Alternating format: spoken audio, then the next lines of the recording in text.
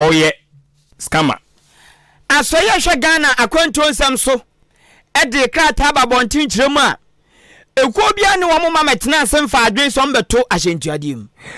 na senso so na Akan ne twetwerefo panyidi ma Convention People's Party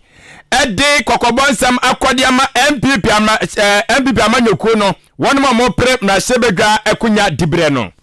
de obesan tie biem ene se emfoni bi ani videos bi ne nama ba futinta video so ya NDC amanyoko ni mani bi eso akofunem wo mo chena nado a o so ayi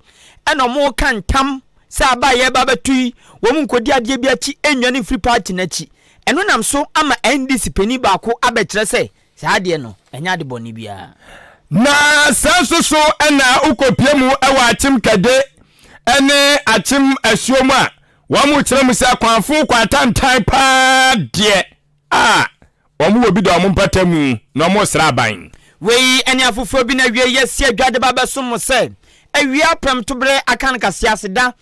kwa Mamasha Beauty and Training Center wonmo na ebua amayesika sanso na ekuo bi nso epe asase ahan so obi a no atame kutu emu nsem ye de ba Facebook ni YouTube live eno nso ba hwe ye Ahenkan 93.3 FM yebekinkan wadwencheni na ediamount SMS and WhatsApp 0533898915